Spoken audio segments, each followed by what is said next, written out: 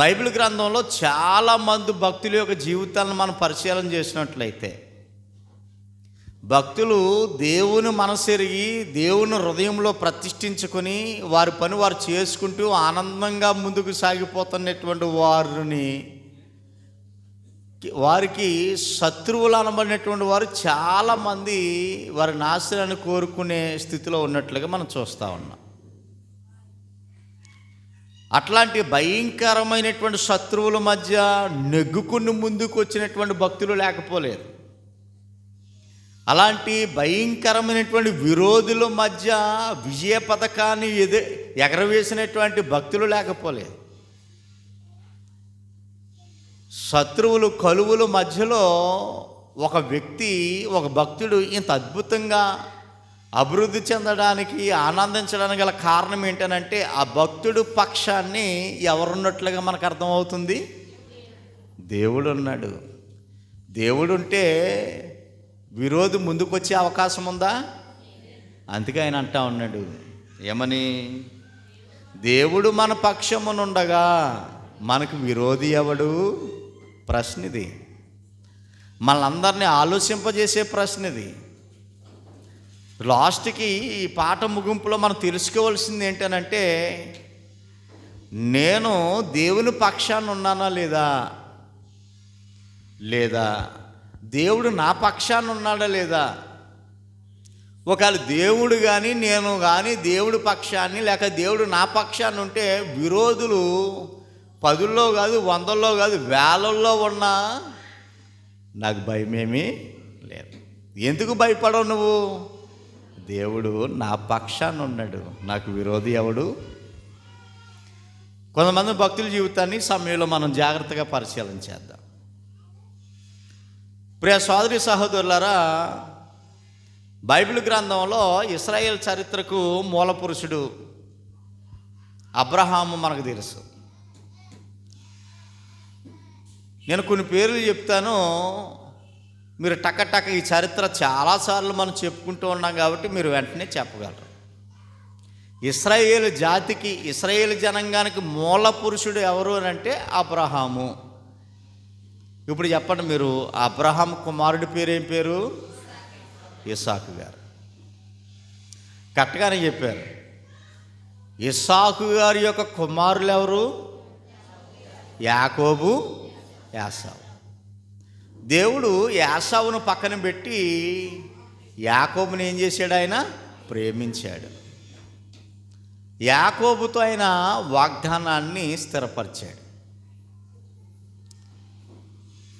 ఆ యాకోబుకి పేరు మార్చి ఇశ్రాయేలుగా పేరు మార్చాడు. ఆ యాకోబు గారికి లేక ఇశ్రాయేలు అనబడినటువంటి యాకోబు గారికి ఎంతమంది పిల్లలు, ఎంతమంది కుమారులు? 12 మంది కుమారులు. ఇది చరిత్ర. 12 మంది కుమారుల్లో ఆఖరి కుమారుడి పేరే యోసేపు.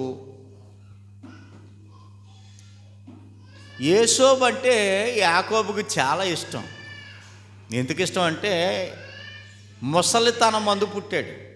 యాకోబు ముసలోడు అయిపోయాడు, యోసేపుని కనేసరికి ముసలోడు అయిపోయాడు. ఆఖరి సంతానం అన్నమాట పురుషులలో. యోసేపు ఆఖరివాడు గనక, వృద్ధాప్యం ముందు పుట్టాడు గనక ఎంతో ప్రేమ చిన్న కుమారుడు అంటే.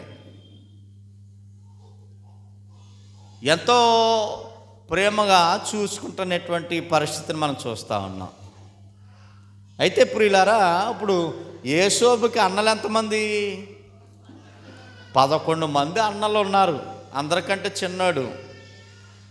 తమ్ముడిని ఎలా చూసుకోవాలి? వాస్తవానికి 11 మంది అన్నలు చాలా బాగా చిన్నోడు కదా. చిన్నోడు కాబట్టి చాలా అందంగా, చాలా గౌరవంగా, చాలా ప్రేమగా, అవసరమైతే ఈ 11 మంది తెచ్చి ఎవరికి పెట్టాలి? తమ్ముడికి పెట్టాలి అని మనం అనుకుంటున్నాం. కానీ చరిత్రలో, యోసేపు యొక్క చరిత్రలో పరిస్థితి తారుమారుగా కనబడతా ఉంది. ఒకసారి ఆ సందర్భాన్ని మనం చదువుకునే ప్రయత్నం చేద్దామే. ఆదికాండము 37వ అధ్యాయం ఆదికాండము 37వ అధ్యాయం 3వ వచనాన్ని మనం చదువుకుందాము. మరియు యోసేపు ఇశ్రాయేలు వృద్ధాప్యం మందు పుట్టిన కుమారుడు. ఇశ్రాయేల్ అంటే యాకోబు. యాకోబు వృద్ధాప్యమందు పుట్టినవాడు గనుక తన కుమారులందరికంటే ఎక్కువగా అతను ప్రేమించి, అంటే మిగతా 11 మంది కుమారుల కంటే చిన్నోడిని ఎక్కువగా ప్రేమిస్తున్నాడంటే యాకోబు గారు. ఆ ప్రేమను ఎలా వ్యక్తపరిచాడంటే అతని కొరకు విచిత్రమైన నిలువుటంగి కుట్టించాను అనేటువంటి మాట. అందరికీ మామూలుగా ప్యాంటు సొక్కా అయితే ఈ చిన్న కుమారుడికి షూట్ కుట్టించాడు. మిగతా 11 మంది కుమారులకి ప్యాంటు సొక్కవే పండక్కి.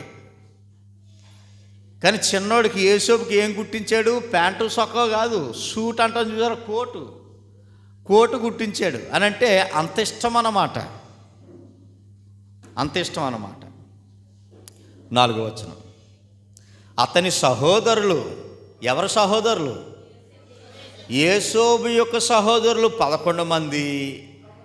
తన తండ్రి అతనిని తమ అందరికంటే ఎక్కువగా ప్రేమించుట చూచినప్పుడు 11 మంది సహోదరులు అతని మీద పగబట్టి, ఎవరి మీద పగబట్టి? యోసేపు మీద, తమ్ముడి మీద పగబట్టి అనేటువంటి మాట ఇక్కడ మనం చదువుకుంటా ఉన్నాం. ఏం అన్యాయం చేశాడు ఇతను? అన్నలకు ఏమైనా అన్యాయం చేశాడా? మీకు చదువుకునేటువంటి భాగంలో ప్రారంభం నుంచి చదువుకుంటే మనకు విషయం అర్థమవుతుంది. యోసేపు మిగతా 11 అన్నలకి ఏదైనా అన్యాయం చేసినట్టుగా కనబడుతుందా? వాళ్ళు ఊసి కానీ వాళ్ళ జోలు కానీ తెచ్చిన సందర్భాలు ఏమైనా కనబడుతున్నాయా? లేవు. అయినా అన్నలు 11 మంది తమ్ముడైనటువంటి యోసేపు మీద పగబట్టి, అంటే అన్నలు 11 మంది తమ్ముడైనటువంటి యోసేపుని ఎలా చూస్తున్నారు? వీళ్ళు శత్రువుగా చూస్తున్నారు, విరోధి భావంతో చూస్తున్నారు, శత్రువులుగా చూస్తున్నారు. ఏం చేశాడని? ఏ అన్యాయం చేశాడు ఇతను? ఏం అన్యాయం చేయలేదు. దీన్ని ఏమంటారని అంటే, ఏ అన్యాయము చేయకపోయినా, వాళ్ళు ఊసి కానీ వాళ్ళు జోలు కానీ తేవకపోయినా నిరహేతకముగా శత్రువులైతిరి అని ప్రభువు చెప్పినటువంటి మాట ఇక్కడ నెరవేరినట్టుగా మనకు అర్థమవుతా. అంటే కారణము లేకుండానే శత్రువులు అయిపోయారు అన్నమాట. ఎందుకు ఈ శత్రుత్వానికి, ఈ విరోధ భావానికి గల కారణం ఏంటంటే, తన తండ్రి అందరికీ బట్టలు కుట్టించాడు, అలాగే చిన్నోడు కూడా బట్టలు కుట్టించాడు. కానీ వీడి బట్టలు కొంచెం ఖరీదు ఎక్కువైనాయి, వీడి బట్టలు కొంచెం స్పెషల్గా ఉన్నాయి, విచిత్రమైన అంగి అని అంటే ఇప్పుడున్నటువంటి కాలంలో సూటు బూటు అంటాం చూసారా, అలాగనమాట. ఇది చూసి వారవలేకపోయారనమాట. ఇది చూసి వారవలేక పగబట్టిరి అనేటువంటి మాట మనం చదువుకుంటా ఉన్నాం. పగబట్టిరి. 5వ వచనం కూడా చదువుకుందామా? యోసేపు ఒక కలగని అతని సహోదరులతో అది తెలియజెప్పగా వారు అతని మీద మరీ పగబట్టిరి. ఇటు వచ్చిన కళ కూడా చెప్పడం తప్పే. కళ వచ్చింది, మన కళ వచ్చింది, ఇంట్లో వాళ్ళు చెప్పుకుంటామని, రాత్రి కళ వచ్చిందని చెప్పుకోమా? వచ్చిన కళ చెప్పాడంతే. ముందు పగబట్టారు, ఈ కళ విన్న తర్వాత మరీ పగబట్టిరి అనేటువంటి మాట. చాలా దారుణంగా పరిస్థితి మనం చూస్తూ ఉన్నాము. సహోదరుల చాలు, ఇంకా మనం జాగ్రత్తగా పరిశీలన చేసినట్లయితే 11వ వచనం. అతని సహోదరులు, ఎవరు సహోదరులు? యోసేపు యొక్క సహోదరులు అతని యందు అసూయపడిరి. అసూయ భయంకరమైనటువంటి క్యాన్సర్ వ్యాధితో సమానం ఇది అని చెప్పుకున్నాం గతంలో, ఎప్పుడో మీకు గుర్తుండే ఉంటుంటుంది. అసూయ అనేటువంటిది వారవలేనితనానికి అది ముందున్నటువంటిదిగా మనం చూసాం. అంటే తమ్ముడైనటువంటి యోసేపు ఆనందంగా ఉండటం, అందమైన బట్టలు వేసుకోవటం, సంతోషంగా ఉండటం, తండ్రి దగ్గరే ఉండటం, ఇంట్లోనే ఉండటం ఇప్పుడు ఎవరికి నచ్చటం లేదు? మిగతా సహోదరులకు నచ్చకపోవటం వల్ల విరోధులుగా, శత్రువులుగా అయిపోయినటువంటి పరిస్థితిని ఇక్కడ మనం చూస్తూ ఉన్నాం. ఇంకా మనం అందరం షాక్ అయ్యే విషయం ఏంటనంటే, మనం అందరం ఆశ్చర్యపోయే సంఘటన ఏంటనంటే, మనము ఒకసారి అలాగా 18వ వచనానికి మనం వస్తే, 18వ వచనానికి ముందు ఏం జరిగిందంటే 12 నుండి అలా చదువుకుంటే విషయం, తండ్రి పిలిచాడు. ఇశ్రాయేలు అనబడినటువంటి యాకోబు గారు చిన్న కుమారుడు యోసేపును పిలిచి, ఒరే చిన్నోడా, మన అన్నలు నీ అన్నలు 11 మంది మన గొర్రెలను మేపుతూ ఉన్నారు కదా, మరి వారు ఏ సైడ్ వెళ్ళారో నాకు తెలియదు, చాలా కాలం అవుతుంది. నువ్వేం చేస్తావంటే వారికి నచ్చినటువంటి పదార్థాలను, వారికి అవసరమైనటువంటి పదార్థాలను పట్టుకొని వారి క్షేమ సమాచారాన్ని తెలుసుకుని రా అని చెప్పేసేసి వాళ్ళ నాన్నగారు యాకోబు గారు ఎవరిని పిలిచి చెప్తున్నారు విషయాలు? యోసేపు గారిని పిలిచి విషయం చెప్తే, అలాగే డాడీ అని అన్నలకి అవసరమైనటువంటిది ఆహారం అయితేనో, బట్టలైతేనో, వస్తువులైతేనో మొత్తాన్ని పట్టుకుని బయలుదేరి ఎక్కడున్నారో సమాచారం తెలదు కాబట్టి మొత్తం తిరిగి అరణ్యం అంతా తిరిగి మొత్తానికి గ్యాదర్ చేసి, పలానా చోట నా అన్నలు మందరం మేపుతున్నారనే విషయాన్ని కనుగొని అన్నల దగ్గరికి వస్తున్నాడు. యోసేపు ఆ సామాన్లన్నీ పట్టుకుని అన్నలు ఎలాగున్నారో చూద్దామని ప్రేమతో తండ్రి మాటకు విధేయత చూపించి అన్నలకు కావలసినటువంటి వస్తువులను, వస్త్రాలను, ఆహారాన్ని పట్టుకుని సంతోషంగా మా అన్నయ్యలు అనేటువంటి భావంతో వాళ్ళు కనుక్కుని వస్తూ ఉన్నాడు. అన్నలు 11 మంది ఎవరిని చూశారు? వీళ్ళు రావటం యోసేపుని చూశారు. ఇంకా దగ్గరికి రాలేదు, దారిలో చూశాడు. ఈడెవడో మన తమ్ముళ్ళా ఉన్నాడు, ఇటు అమ్మ అబ్బాయి ఈడు వస్తున్నాడు అని చెప్పేసి వాళ్ళ మాటలు ఏం మాట్లాడుకుంటున్నారో చదువుకుందాం. 18వ వచనం, అతడు అనగా యోసేపు దగ్గరికి రాకమునుపు వారు దూరము నుండి అతను చూచి అతను సంపుటకు దురాలోచన చేసిరి. అమ్మో, చాలా భయంకరమైనటువంటి విషయమే ఇది. అతనిని సంపుటకు దురాలోచన చేసిరి. ఎవరిని చంపడానికి? ఎవరిని? తమ్ముణ్ణి, రక్త సంబంధుని, ఒకే తండ్రికి పుట్టినటువంటి కుమారుణ్ణి అన్నలు చంపేయడానికి ప్లాన్ చేశారు. ఎంత దారుణమైనటువంటి పరిస్థితి చూడండి, ఎంత భయంకరమైనటువంటి కుట్ర పూనారో చూడండి. దురాలోచన చేసి టోటల్కి చంపేద్దామని. ఇంకా అంటే ఎవరి నాశనాన్ని కోరుతున్నారండి వీళ్ళు? తమ్ముడి యొక్క నాశనాన్ని కోరుకుంటూ ఉన్నారు అంటే ఎంత భయంకరమైనటువంటి విరోధ భావం ఉందో చూడండి వారి మనసుల్లో. తమ్ముడి యొక్క నాశనాన్ని కోరుకునే ఒకే కుటుంబంలో, దూరస్తులు కాదు, ఒక ఊరస్తులు కాదు, దూరస్తులు కాదు, ఒకే కుటుంబంలో రక్త సంబంధుల యొక్క పరిస్థితుల్లో తమ్ముడిని చంపేయాలనేటువంటి ఆలోచనతో దురాలోచన కలిగి ఉన్నారు. ఏనాడైనా అన్యాయం చేసాడా వారికి? అన్యాయం చేయలేదు, ద్రోహం చేయలేదు. నిర్హేతుకముగా శత్రువులయ్యారు, విరోధులైపోయారు. ఇక్కడ మనం జరిగినటువంటి చరిత్రను మనం చదువుకుంటా ఉన్నాము. ప్రజెంటు మన జీవితంలో కూడా ఇలాంటి పరిస్థితులు ఎదురవుతూ ఉంటుంటే మీరు గమనించండి. మన పని మనం చేసుకుంటా పోతూ ఉన్నాం అనుకోండి, మన పని మనం చేసుకుంటా పోతూ ఉన్నప్పుడు ఎవరి జోలు ఎవరు ఊసి లేకుండా మన పని మనం చేసుకుంటా పోతూ ఉన్నప్పుడు కొంతమంది ఇలాంటి దురాలోచన కలిగినటువంటి వారు ఉంటారండి.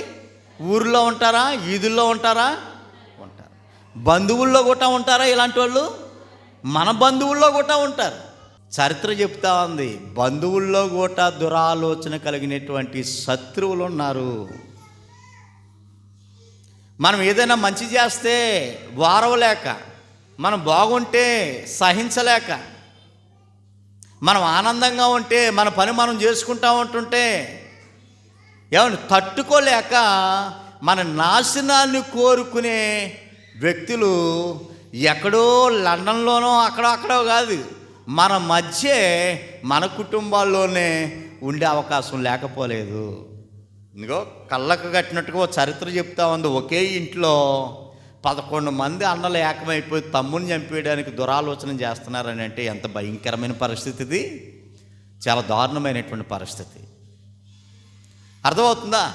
మొత్తానికి తమ్ముడు వచ్చాడు, పట్టుకున్నారు, వస్త్రాలను తీసేశారు, నీరు లేనటువంటి గోతులోనికి దింపేశారు. పాపం పెద్దోడు ఒక ఆయన ఉన్నాడు, పెద్ద అన్నయ్య, ఆయన పేరు రూబేను. ఒరే ఇది తప్పమ్మరా, అందరికంటే చిన్నోడు కదా, ఇలా పని చేయటం చంపేయటం మంచిది కదమ్మో అని ఏదో రిక్వెస్ట్ చేస్తే, కొంత సమయం పోయిన తర్వాత మళ్ళీ ఆయన్ని బయటికి లాగి ఐగుప్తు దేశం నుండి ఎవరో వ్యాపారస్తులు వస్తుంటే అతనికి అమ్మేశారు. అమ్మేసేసి ఇంటికి వెళ్ళిపోయి వాళ్ళ తండ్రికి చెప్పారు, ఏదో జంతువు తినేసింది, ఇంక ఈ అంగి, ఆ అంగీని విచిత్రమైన అంగీ కుట్టించాడు కదా, ఆ అంగీ తమ్ముడితో కాదో చూడు అని రక్తంలో మేకను చంపి, గొర్రెని చంపి, ఆ రక్తంలో ఈ అంగిని, ఈ బట్టలని నానిపి నమ్మించడానికి ఈ వస్త్రాన్ని పట్టుకెళ్ళి, తమ్ముడు వస్త్రమేనా ఇది, రక్తం మడుగుల్లో ఉంది అని అంటే ఎక్కెక్కిబడి ఏడ్చాడు తండ్రి. ఇలాంటి భయంకరమైనటువంటి కుట్ర జరుగుతూ ఉంది, జరిగింది.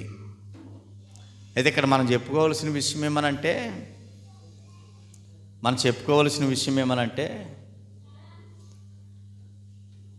యేసోబును అమ్మేశారు. అమ్మయ్య దరిద్రం పోయింది అనుకున్నారు ఏటో. ఆ తర్వాత యేసోబు ఐగుప్తు దేశానికి వెళ్ళిన తర్వాత దేవుడు విడిచిపెట్టేశాడా? 39వ అధ్యాయము 2వ వచనము. యెహోవా యేసోబునకు తోడై ఉండెను అంటే యేసోబు పక్షాన్ని దేవుడున్నాడు అని అర్థం. ఇప్పుడు యేసోబు ఒంటరోడు అయిపోయాడండి. యేసోబు ఒంటరోడు అయిపోయాడా అంటే వాళ్ళ ఆలోచన ప్రకారంగా ఐగుప్తు దేశంలో, పరాయి దేశంలో నానేవాళ్ళు లేకుండా, కుటుంబస్తులు లేకుండా ఒంటరిగా ఉన్నాడు అనేటువంటి భావం వాళ్ళకున్నా, ఈ 11 మంది అక్కడ హాయిగా ఉంటున్నట్టుగా ఉన్నా, కానీ వాళ్ళకంటే 11 మంది అన్నలు కలిసున్నా లేనటువంటి ధైర్యము, లేనటువంటి సపోర్టు ఒంటరి అయినటువంటి యేసోబుకి ఎవరు తోడున్నారు? 2వ వచనం, యెహోవా యేసోబుకు తోడై ఉండెను. యెహోవా అంటే దేవుడు, దేవదేవుడు యేసోబుకు తోడై ఉండెను. యేసోబుకు తోడై ఉండెను అంటే అర్థం ఏంటనంటే యేసోబు పక్షాన్ని ఎవరున్నారు? అక్కడ దేవుడు ఉన్నాడు. యేసోబు పక్షాన్ని దేవుడు ఉన్నాడు. దేవుడు ఎవరి పక్షాన్ని ఉంటే వారి స్థితి ఎలా ఉంటుందో చెప్తున్నాడండి. దేవుడు ఎవరికి తోడుగా ఉంటే వారి స్థితి ఎలాగుంటుందో తర్వాత చెప్తున్నాడు. గనుక యేసోబు పక్షాన్ని దేవుడు ఉన్నాడు గనుక, యేసోబుకి దేవుడు తోడై ఉన్నాడు గనుక అతడు వర్ధిల్లచు. అబ్బా, వర్ధిల్లచు అంటే యేసోబు యొక్క పనిని, చేతి పనిని దేవుడు ఏం చేస్తున్నాడు? తోడుండి అభివృద్ధి చేస్తూ ఉన్నాడు.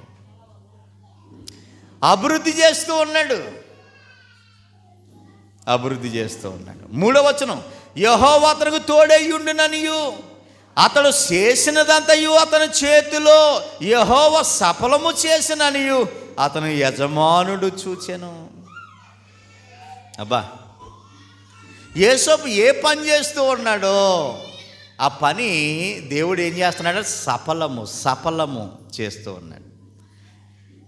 పరాయి దేశంలో ఉన్నాయి, పరాయి ఇంట్లో ఉన్న యేసోబు చేస్తున్న ప్రతి పనిలోనూ దేవుడు సఫలము చేస్తూ ఉన్నాడు. అందుకే అంచెలంచెలుగా అభివృద్ధి చెందుతూ ఉన్నాడు. కారణం ఏంటో చెప్పండి. ఇప్పుడు యేసోబు పక్షాన్ని ఎవరున్నారు? దేవుడు ఉన్నాడు. యేసోబు పక్షాన్ని దేవుడు ఉంటే ఇంక విరోధులు ఎవరు? మనం చరిత్రలో అనుకున్నాం 11 మంది శత్రువులు కనబడుతున్నారు. ఇక్కడ యేసోపు ఎదురుగా 11 మంది శత్రువులు కనబడతా ఉన్నారు. కానీ 11 మంది శత్రువులు యేసోపుని ఏమీ చేయలేకపోయారు. ఎందుకు ఏమీ చేయలేకపోయారు? ఎందుకని? దేవుడు యేసోపు పక్షాన ఉన్నాడు. మీకు సంఘటన జ్ఞాపకం చేస్తాను ఈ సమయంలో. ప్రియ సోదరి సహోదరులారా, దేవుడు ఎవరి పక్షాన్ని ఉంటే వారు కొంచెం ఆ సమయంలో, ఆ కాలంలో, ఆ వారంలో, లేకపోతే ఆ నెలలో మనం కంగారు పడిపోయి కాలు దక్కేసుకుని ఇంకెందుకు నా జీవితం ఏదో అయిపోతుందని మనం చాలా కంగారు పడిపోతాం. కానీ భవిష్యత్తు మనకు తెలియక కంగారు ఇదైనా అంతే కదా. తర్వాత ఏం జరగబోతుంది అనేటువంటి సంగతి మనకు తెలియక కంగారు పడతాం. కానీ యేసోబు ఆ విధమైనటువంటి భయానికి చెందలేదు. యేసోబు యొక్క అభివృద్ధిని ఎంత అద్భుతంగా ఉందనంటే, తర్వాత కాలంలో ఇప్పుడే సోదరులు మంచి 10 స్తుతులు చదివించారు. ఆ 10 స్తుతుల్లో యేసోబు కోసం మీరు నోరారా చెప్పారా? ఏంటో పాయింట్ ఏంటో చెప్పండి ఒకసారి. బానిసగా అమ్మబడిన యేసోబును హెచ్చించి ఏమండి అదే దేశానికి ప్రధానిగా చేశాను. ఎవడన్నా విన్నాడా? ఇలా జరుగుతుందని అతనన్నా ఊహించాడా? శత్రువులు 11 మంది అన్నలన్న బహుశా భావించారా? బానిసగా అమ్మబడినటువంటి యేసోబుని హెచ్చించి అదే దేశానికి, ఏ దేశానికైతే బానిసగా అమ్మబడ్డాడో అదే దేశానికి ప్రధానమంత్రిగా, పేరుకి మాత్రమే రాజు, వాస్తవానికి రాజు స్థానంలో రాజు యొక్క రాజముద్ర కలిగినటువంటి ఉంగరాన్ని యేసోబు యొక్క చేతికి తొడిగించాడు. వాస్తవానికి రాజుగారి చేతికి ఉండాలి రాజముద్ర, కానీ యేసోబు చేతికి ఉంది. ఎంత గొప్పగా హెచ్చించాడండి. యేసోబు అంత గొప్పగా హెచ్చింపబడ్డానికి గల కారణం మీరు చెప్తారు ఇప్పుడు. ఏమండి, యేసోబు అంత గొప్పగా హెచ్చించడానికి గల కారణము దేవుడు యేసోబు పక్షాన ఉన్నాడు. ఇంతమంది శత్రువులు అతని నాశనాన్ని కావాలని కోరుకుంటున్నా, నాశనం అయిపోవాలని కోరుకుంటున్నా, యేసోబుకి దేవుడు తోడై ఉన్నందువలన ఎంత అద్భుతంగా దీవించాడో చూడండి. మీకు సంగతి చెప్తాను ఈ సమయంలో ప్రియులారా, జాగ్రత్తగా వినే ప్రయత్నం చేయండి. నాశనం అయిపోవాలని కోరుకుని యేసోబు మీద పగబట్టి చంపడానికి కూడా దురాలోచన చేసినటువంటి ఈ అన్నలు ఎవరైతే ఉన్నారో వారిని ఎవరి దగ్గరికి తీసుకుని రావాల్సి వచ్చాడు? ఒకానొక దినమందు ఎవరి కాలు దగ్గరికి రప్పించాడు దేవుడు? అబ్బా, ఏమండి, యేసోబు యొక్క కాళ్ళకు వచ్చి చూడు, అడుక్కుండే వాళ్ళు ఇప్పుడు ఆ పదాలను ఉపయోగించడం లేదండి. అమ్మా బిచ్చాంబి అని అడుక్కుండేవాళ్ళు పూర్వం, దేహి అని అడుక్కుండేవారు. అలాంటి పరిస్థితి 11 అన్నలకి వచ్చింది, 11 మంది అన్నలకి వచ్చింది. ఎలాగొచ్చిందో చదువుకుందాం. 42వ అధ్యాయం 5వ వచనము, ఆదికాండము 42వ అధ్యాయము 5వ వచనము. కరువు కానాను దేశంలో ఉండెను. ఇక్కడ విషయాన్ని జాగ్రత్తగా గమనించాలి. కరువు ఎక్కడుందట? కానాను దేశంలో ఉంది. అంటే యాకోబు గారు కానీ, యాకోబు యొక్క 11 మంది కుమారులు కానీ ఏ దేశంలో నివసిస్తున్నారు? వాళ్ళు కానాను దేశంలో ఉంటున్నారు. కానాను దేశంలో ఇప్పుడు ఏమొచ్చింది? కరువు వచ్చింది. వర్షాలు పట్టడం లేదు, పంటలు పండటం లేదు, దాచుకున్న ధాన్యం అయిపోయింది. ఇప్పుడు పశువులు చచ్చిపోతున్నాయి. పశువులు చచ్చిపోయాయి. వీళ్ళు తినడానికి కూడా తిండి గింజలు లేవు. మనుషులు కూడా ఆకలితో అలమటించిపోయి చచ్చిపోయే పరిస్థితి వచ్చేస్తూ ఉంది. అలాంటి పరిస్థితుల్లో వీళ్ళకు ఇన్ఫర్మేషన్ అందింది. ఏంటి ఇన్ఫర్మేషన్ అని అంటే, ఐగుప్తు దేశంలో ధాన్యం అమ్ముతున్నారట. కాబట్టి ఒరే బాబు, మీ 11 మంది వెళ్ళి ఆక్రోని నా దగ్గర పెట్టండి. ఆక్రోని నా దగ్గర పెట్టి మిగతా 10 మంది వెళ్ళండి అని ఓ కుర్రోని తండ్రి దగ్గర పెట్టుకుని 10 మంది డబ్బులు పట్టుకుని ఐగుప్తు దేశానికి వెళ్ళారు. ఐగుప్తు దేశంలో మేము అమ్మేసినటువంటి యోసేపు ప్రధానమంత్రిగా ఉన్నాడనే సంగతి వారికి తెలుసా? తెలియదు. దేవుడు చూడండి ఎంత అద్భుతమైనటువంటి గొప్పవాడు. కరువు కానాను దేశంలో ఉండెను గనుక ధాన్యము కొనుగొని వారితో కూడా ఇశ్రాయేలు కుమారులు వచ్చిరి. ఎక్కడికి వచ్చారంటే వీళ్ళు ఐగుప్తు దేశానికి వచ్చారు. అప్పుడు యోసేపు ఆ దేశమంతట మీద అధికారి అయి ఉండెను. దేశమంతట మీద, ఐగుప్తు దేశమంతట మీద ప్రధానమంత్రిగా అధికారిగా ఉండెను.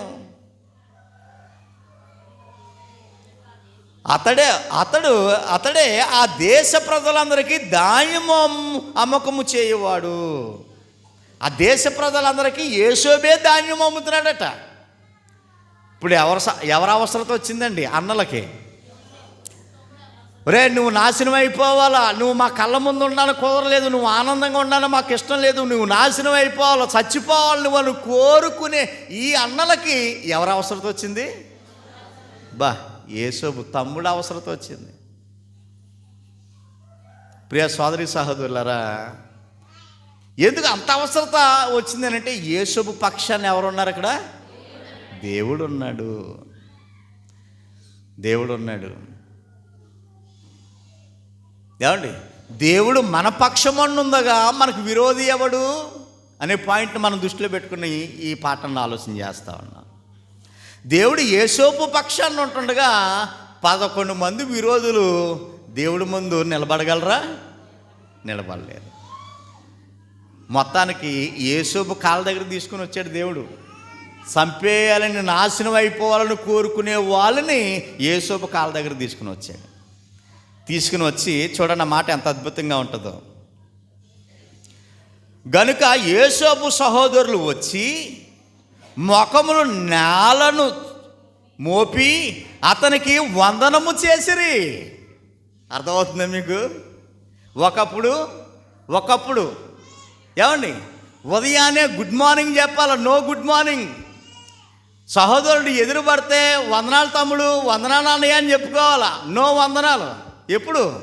ఒకప్పుడు కూడా నో వందనాలు, నో గుడ్ మార్నింగ్. ఇప్పుడు ఏం చేస్తున్నారట? తమ్ముడి దగ్గరికి వచ్చి అన్నలు ముఖాన్ని నేలకు మోపి వందనాలు చెప్పారంటే సీన్ ఏమైంది? ఇప్పుడు సీన్ రివర్స్ అయింది. దేవుడు మన పక్షం ముందు ఉంటే పరిస్థితులు అలాగే తారుమారు అవుతాయి. ప్రియ సోదరి సహోదరులారా, విషయాన్ని మనం జాగ్రత్తగా గమనించే ప్రయత్నం చేయాలి.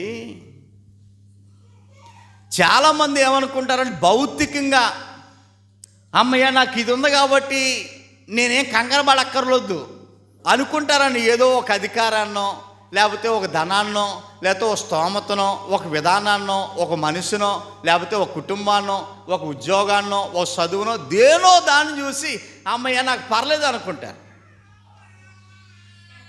అవి నీ పక్షమండు ఉండేవి కాదవి. వస్తాయి పోతాయి. వచ్చింది పోయే అవకాశం ఉందా లేదా? పోయే అవకాశం ఉంది. వచ్చిన దారిని పోయే అవకాశం ఉంది. కానీ ప్రియ సోదరి, మనం ఎప్పుడు మనతోనే ఉండాలని కోరుకోవాలి మన దేవుడు. లేక దేవుని పక్షాన మనం ఎప్పుడు ఉండేటట్లుగా సిద్ధపడాలి. ఇక్కడ యోసేపు దేవునిలో ఉన్నాడు, దేవుని పక్షాన ఉన్నాడు, దేవుని యొక్క భయభక్తులు కలిగి దేవుని యొక్క మార్గంలో ఉన్నాడు. అందుకే దేవుడు యోసేపు పక్షాన ఉన్నందుకు శత్రువులు సహితము ఒకానొక దినం వచ్చేసరికి మొఖాలు నేలమోపి అప్పుడు చెప్పారట. అంతకుముందు ఎప్పుడూ చెప్పలేదు వందనాలు. దూరం నుండి చూసే అమ్మో ఈడు వస్తున్నాడు రోయ్, ఈయన చంపేద్దామని దురాలోచన చేసినటువంటి ఈ అన్నలు మొఖాలు నేలమోపి యోసేపుకి ఏం చెప్తున్నారు? వందనాలు చెప్పి, అయ్యా ఈ సమయంలో మీరే మాకు దిక్కు, మీరు ధాన్యపు గింజలు ఇవ్వకపోతే మా బ్రతుకులు ఎండలో ఆగమైపోతాయి. మీ కరుణ చూపించకపోయినట్లయితే, మా పట్ల మీ కటాక్షాన్ని చూపించకపోయినట్లయితే మేము చచ్చిపోతాం. దయచేసి ధాన్యం ఇవ్వరా, మాకు ధాన్యం అమ్మరా అని ముఖం వైపు తలెత్తి మాట్లాడడానికి కూడా వాళ్ళకి అవకాశం లేకుండా తల నేలవైపు మోపి వందనాలు చేసి అప్పుడు రిక్వెస్ట్ చేస్తూ ఉన్నారు, బ్రతిమలాడుతూ ఉన్నారు.